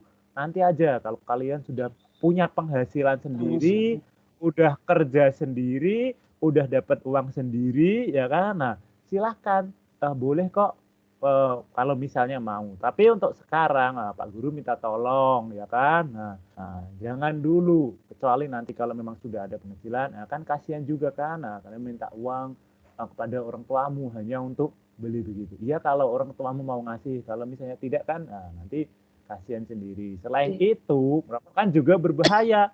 Ada bahaya penyakit ABC, ya, masuk ke sana itu tadi, ke efek dari penyakitnya. Mungkin sekarang belum terasa. Kalau kamu merokok baru 1 tahun, 2 tahun. Tapi ketika usiamu sudah 50 tahun, artinya mungkin organ tubuhmu sudah mulai melemah, ya kan? penyakit itu tidak usah dicari. Nah, karena kalau masih muda kan semuanya masih fresh, masih sehat ya kan, kerja dengan baik. Tetapi ketika sudah mulai tua, masuk di kepala 4, di kepala 5, organ tubuh sudah mulai melemah. Nah, tunggu aja. Kalian bisa lihat itu kalau ada contohnya, misalnya si Pak Cik itu loh, nah, dia sakit paru-paru karena apa? Dia merokok. Nah, kita hubung-hubungkan aja.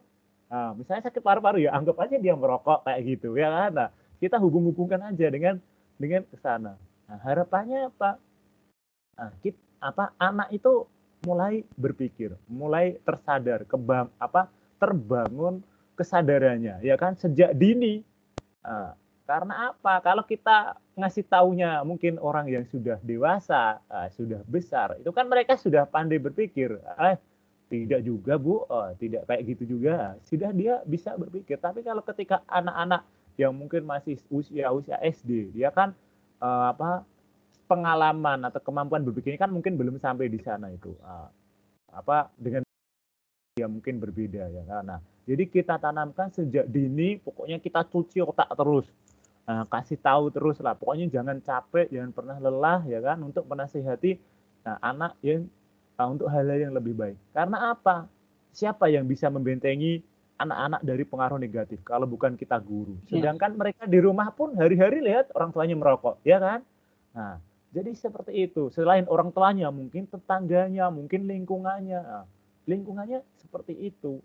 Nah, kalau kita sebagai guru capek dan lelah, ya kan, memberikan nasihat, ya akhirnya ya mau tidak mau mereka terbawa karena lingkungannya lebih hari-harinya begitu. Sedangkan tadi saya sudah bilang, jatah guru di sekolah itu hanya berapa jam saja, ya kan? Nah, sedangkan mereka di rumah berapa jam? Nah, tentunya porsinya lebih banyak anak-anak itu dengan lingkungan yang ada di rumah dan lingkungan di sekitarnya itu. Nah, jadi seperti itu.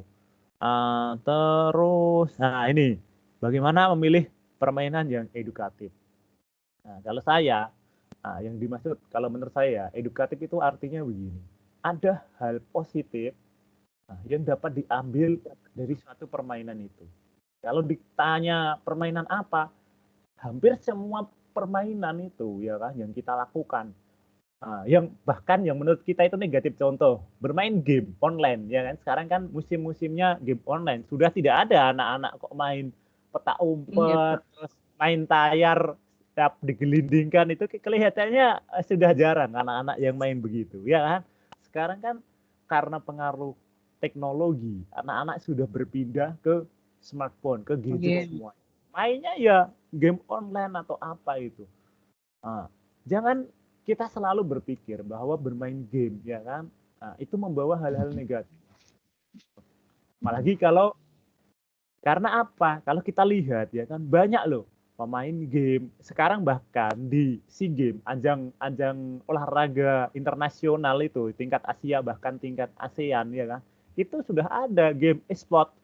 Jadi memang kita tidak tahu 5 tahun 10 tahun ke depan ya kan, prospek-prospek dari bermain game itu ya kan, mungkin bisa memunculkan bakat-bakat anak untuk menjadi atlet itu.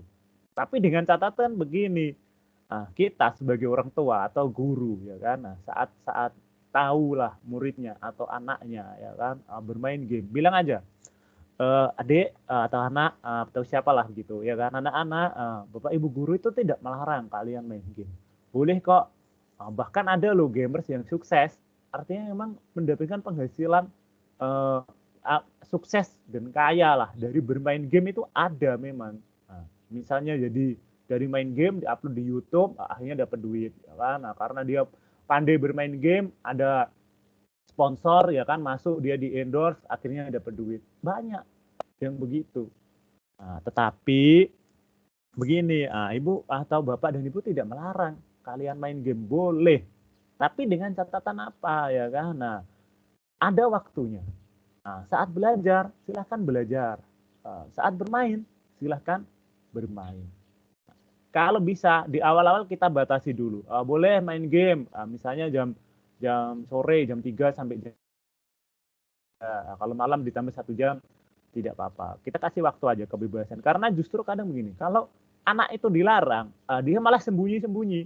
dibela-belain begadang ya kan saat orang tuanya sudah tidur ya kan. Nah, main game itu tadi. Kalau kita melarang sedangkan anak kan rasa ingin tahunya masih tinggi. Nah, dengan kita memberikan batasan waktu itu tadi, harapannya dia sudah oh, artinya aku udah main game kok tadi dari jam 3 sampai jam 5 sore, ditambah malam mungkin jam 7 sampai jam 8. Nah, artinya aku udah belajar, udah main game. Nah, jadi mereka tidak mencoba untuk mencuri-curi waktu ya kan, kesempatan untuk main itu tadi. Nah, coba kalau kita paksa, adek jangan main game. Nanti saat orang tuanya tidur, jangan harap anakmu tidur. Pasti dia begadang ya kan, curi-curi waktu itu tadi. Karena apa? Masih penasaran. Bahkan sampai pagi. Ya, makanya kita sebagai orang tua ya kan, tetap berikan fasilitas karena mau tidak mau. Sekarang kan tidak bisa kita menolak adanya teknologi, itu nggak bisa. Yang bisa kita lakukan apa? Kita membatasi diri, kita membentengi, berarti kita buat pagar lah. Pokoknya kita tetap menggunakan teknologi, tapi dengan batasan-batasan tertentu itu tadi. Jangan kita, ada teknologi terus asal saja ikut ke kanan, ke kiri, di teknologi ke sana, ke ini, dengan ada hoax ya kan, kita ikutan berita yang tidak jelas, gitu. Sebenarnya teknologi itu sangat membantu kita, tapi jangan sampai kita dikuasai oleh teknologi itu tadi. Jangan kita punya handphone, ya kan? Malah saat kerja banyak main handphone. Artinya kan kita sudah dikuasai oleh teknologi, ya kan? Bukan teknologi. Kita seharusnya menguasai teknologi itu tadi. Nah, seperti sama pada anak itu tadi. Boleh kok main game atau bermain, ya kan? Tapi ada jamnya. Misalnya dari jam 3 sampai jam 5. Udah, habis itu malam belajar pokoknya. Mau tidak mau. Anak pasti lama-kelamaan akan terbiasa. Mungkin awalnya dia sedikit tersiksa, ya kan? Karena kan untuk merubah suatu kebiasaan itu kan butuh tekad, niat, dan konsistensi yang sangat tinggi.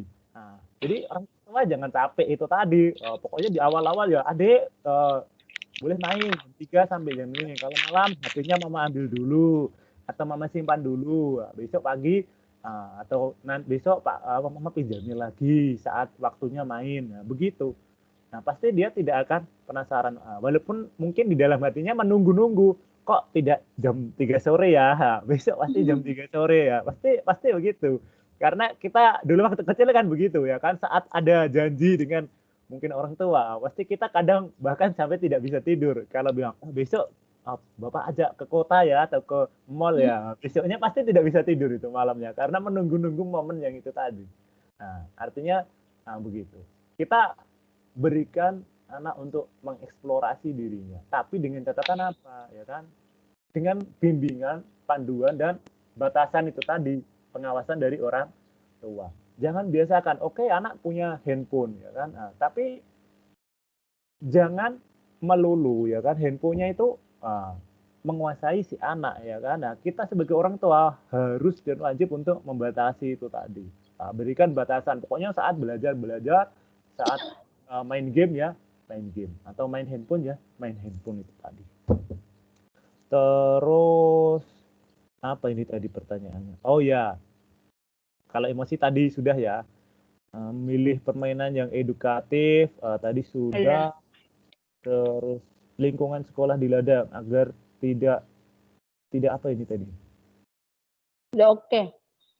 Oh ya, itu. Kalau menurut saya, bagaimana kalau pertanyaannya bagaimana Pak kalau lingkungan di ladang sekarang dia sudah oke atau belum kayak gitu ya kan? Nah, yang namanya belajar itu kan kalau dari secara definisi itu kan proses transfer ya kan, pengetahuan, bisa pengetahuan, pokoknya lebih cenderung sesuatu lah dari satu orang, entah dari lingkungan, entah dari media ya kan, kepada orang yang lain sehingga dia bisa terbentuk sesuatu, mendapatkan hal yang baru, entah itu namanya ilmu, itu bisa positif bisa negatif.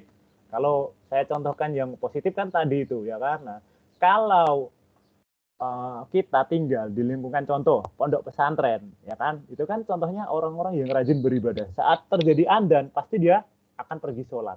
Tapi beda lagi mungkin di lingkungan tertentu ya kan. Nah, di contoh di ladang tadi, nah, di lingkungannya banyak orang merokok ya kan, walaupun kita tidak memerintahkan, tidak mengajari untuk merokok, pasti si anak atau siapa tadi itu pasti akan lama-kelamaan anak akan ikut merokok. Karena apa? Pengaruh lingkungan itu sangat penting. Jadi yang dinamakan belajar itu ya proses transfer sesuatu, entah itu hal yang negatif atau positif, ya kan, dari tempat, lingkungan, dari satu orang atau ke orang lain. Nah, dari individu ke individu itu tadi. Nah, terus kalau ditanya, Pak, kalau di ladang ini sudah oke atau belum, ya kan? Kalau ditanya, ya kan, sudah oke apa belum? Nah, saya bilang sih mungkin sudah oke, karena apa? Kita di ladang, ya kan, sekolah, walaupun mungkin tidak sama keadaan satu dengan yang lain, ya kan, tapi kan kita sebagai guru, ya kan, tadi sudah saya jelaskan, dituntut untuk pandai-pandai mengajar lah siswa. Pak, nggak ada media, Pak, nggak ada listrik, Pak, nggak ada internet.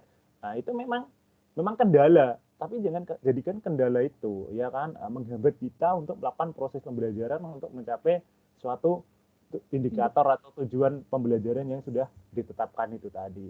Kalau ditanya, Pak, sudah sesuai prosedur belum sekolahnya? Mungkin banyak yang belum sesuai prosedur. Ya. Contoh, Pak, saya mengajar dari kelas 1 sampai kelas 6.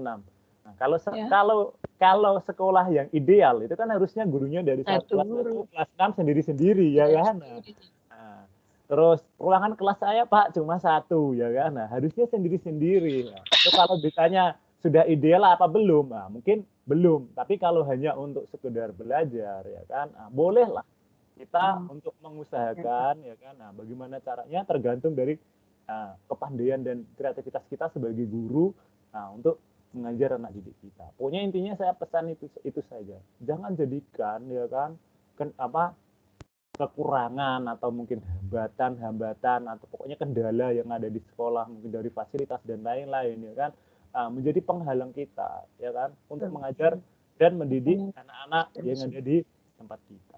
Nah, saya cuma pesan itu saja. Nah, terus, ya kan, terakhir, kita kan tadi membahas tentang lingkungan alam sekitar, ya kan. Rencanakanlah sesekali, mungkin 1 minggu atau 2 minggu sekali, ya kan, jangan melulu belajar di dalam kelas, ya kan. Ada kok materi-materi tertentu, ya kan, itu bisa kita lakukan, ya kan, belajar di luar kelas. Biar apa? Anak itu tidak jenuh, tidak boring, ya. Tidak bosan. Contohnya begini, saat kita belajar bangun datar, itu kan ada banyak, dari persegi panjang, segitiga, ya kan, trapesium dan lain-lain. Ajaklah atau suruh atau minta, ya kan. Coba kalian amati di luar sana, di luar kelas. Kalian boleh jalan-jalan di perumahan, di mana, ya kan. Coba cari benda atau apapun lah itu, ya kan, yang terbuat dari bangun datar. Pak Guru kasih contoh, kalian tahu anak-anak ini apa? Pintu, Pak Guru. Ya, bentuknya apa? Kalau begitu berarti persegi panjang. Sudah tahu kan? Sudah. Ya, sudah. Kalian silakan cari 1-20 benda, ya kan. Nanti mereka akan asik, entah lari ke sana kemari, ya kan. Sambil mereka bergerak, ya kan, mereka berkeringat, ya kan. Tapi ada proses pembelajaran di situ. Nanti ada yang menemukan Pak Guru atap rumah, ada yang bilang segitiga, ada yang bilang trapesium, ya kan. Kenapa satu benda yang sama, tetapi bentuknya berbeda? Nanti guru bisa menjelaskan hal-hal seperti itu dari apa yang ditemukan oleh anak-anak kita. Pasti besoknya anak-anak pasti minta lagi, Pak, kita belajar di luar ya, karena saya lakukan itu. Anak saya malah terus minta belajar di luar terus. Tapi kita sebagai guru harus tegas. Kemarin kan sudah, besok kalau misalnya ada materi yang pas, kita boleh kok belajar di luar lagi. Kita kasih pengertian itu kepada anak. Coba aja kalau misalnya kita menjelaskan bangun datar, ya kan, anak-anak langsung di dalam kelas. Anak-anak ini namanya persegi, ini persegi panjang. Ya mungkin anak-anak bisa menerima, tapi apa ya, antusias dan enjoy, kesenangan, ya kan. Perasaan anaknya itu pasti beda. Belajar di luar dan belajar di kelas itu tadi. Karena apa? Mungkin anaknya pikirnya begini, sudah biasa belajar di dalam kelas, kan, hari-hari sudah dilakukan. Tapi kalau kita coba sesekali belajar di luar, ya kan, anak pasti perasaannya akan berbeda. Mungkin bisa lebih bahagia, lebih senang, ya kan, karena kan lebih bebas, bisa berlari ke sana. Dan mereka itu pasti akan lebih bangga ketika bisa menemukan lebih banyak benda atau tadi, ya kan, nah, tugas dari guru daripada temannya. Kamu dapat berapa? Saya dapat 7. 7, aku udah dapat 15 ini. Ya, terus mereka itu bangga, pamer-pamer. Aku udah dapat 15 loh. Begitu. Nah, terus yang dapat 7 akhirnya termotivasi, ya kan. Nah, terus dia lari ke sana kemari ya untuk cari itu tadi. Nah, perintah apa yang diperintahkan oleh guru. Nah, banyak kok materi-materi yang bisa kita hubungkan, ya kan, dengan lingkungan-lingkungan di sekitar kita. Nah, seperti itu. Bisa bercakap, Pak. Boleh, silakan. Nah, siapa yang mau sharing? Di sini di Saremas biasanya, Pak, kalau kita belajar di luar biasa company salah paham, dicakap berkeliaran siswa. Nah, begini, Ibu, saya kasih tahu caranya. Ya. Kalau anaknya belajar di luar, gurunya jangan di dalam kelas. Harus biasa kita di luar dia cakap. Kenapa anak-anak itu di luar? Saya bilang lagi olahraga praktek. Nah, jangan begitu, kasih aja. Mereka lagi eksplorasi belajar di luar. Nah, pokoknya kalau anak sedang kita kasih keluar kelas, ya kan, nah, gurunya jangan di dalam. Nah, gurunya di luar mengawasi. Itu hari Pak Salim bawa ke lapas sawit, company sempat komen, kenapa mesti belajar di luar? Nah, saya pun juga pernah itu. Karena ada materinya. Iya, saya pun juga pernah itu, Ibu. Saya bawakan ke kelapa sawit. Tiba-tiba ada manajer limpas, ditanya, "Apa Cikgu?" "Belajar, Tuan." Iya. "Oh, ya sudah, hati-hati ya." Oke. Iya. Ketika pas saya yakin kok dan percaya, ketika kita sudah diamanahi sebagai guru, ya kan, di sekolah, artinya anak-anak, orang tua, ya kan, sudah percaya. Oh, ini mampu kok. Nah, walaupun kita belajar dimanapun, asal masih dalam pengawasan guru, ya kan. Nah, bahkan orang tua atau tuan atau siapa yang menegur, pasti tahu. Mungkin kalau pertama kali mereka kaget, itu kok belajarnya di luar ngapain? Malah disuruh lari-lari nggak jelas, ya kan. Nah, tapi apalagi main bola di Padang itu, Pak, dicakap kalau ada saudara muda. Tapi ketika kita melakukan sudah kedua kali, ya kan, nah, pasti beda. Oh, ini berarti sedang belajar mereka. Kalau pertama kan mungkin dia karena pertama mungkin dia itu kenapa budak-budak lari-lari di padang, ya kan, nggak jelas kayak gitu. Nah, tapi ketika dia melihat gurunya, mungkin orang atau tuan atau siapa melihat, oh ada gurunya di sana, mereka pasti berpikir, oh berarti mereka sedang belajar, tidak di dalam. Sempat juga itu hari Pak diprotes, dia bilang, kenapa tiap hari olahraga? Nah, kalau begitu padahal jangan. Itu kan bilang, itu tuan per kelas. Nah, begini, kalau mengantisipasi seperti itu, bisa juga mungkin digabung kalau pas olahraga hari Jumat. Iya, maunya digabung setiap hari Jumat bersamaan. Soalnya mikirnya kadang kan, kok setiap hari di luar dikiranya tidak ada gurunya. Iya. Nah, gitu. Jadi memang pandai-pandai atur saja lah intinya. Semua itu pasti ada solusinya. Soalnya kan kita kerja di sini atau sekolah di sini kan banyak ikut company. Dengan company itu. Jadi mau tidak mau ya harus saling mengerti lah, sehingga tercipta win-win solusi yang saling menguntungkan dari sisi dan dari ladang itu tadi. Jadi seperti itu ya. Iya. Nah, masih ada pertanyaan lagi tidak? Kalau tidak ada, saya cukupkan dulu ini. Sudah? Nah, oke ya. Ini kan pertemuan 7. Harus ada tugas lagi. Nanti tugasnya saya kirim di grup WhatsApp saja. Ya, nanti seperti biasanya, kalau ada pertanyaan silakan boleh WhatsApp ke saya. Mungkin cukup dulu pertemuan kali ini. Kalau ada kurang dan lebihnya, saya mohon maaf. Selamat belajar. Tinggal satu kali lagi. Kita berjumpa di minggu yang akan datang. Bapak Ibu tidak usah presentasi. Minggu depan biar saya yang presentasi. Boleh siapkan pertanyaan dari sekarang yang ada hubungannya dengan materi yang akan kita pelajari. Kalau tidak salah tentang komputer dan apa itu. Saya malah belum lihat secara detailnya. Nah, seperti itu ya. Jadi untuk pertemuan kali ini saya cukupkan sekian. Apabila ada salah kata dan perbuatan, saya mohon maaf. Terima kasih kepada kelompok yang telah mempresentasikan dan kepada teman-teman yang sudah aktif, ya kan. Semoga ilmunya bermanfaat. Wabillahi taufiq wal hidayah. Wassalamualaikum warahmatullahi wabarakatuh. Waalaikumsalam warahmatullahi wabarakatuh. Terima kasih Pak. Terima kasih. Sama-sama Pak. Waalaikumsalam warahmatullahi wabarakatuh.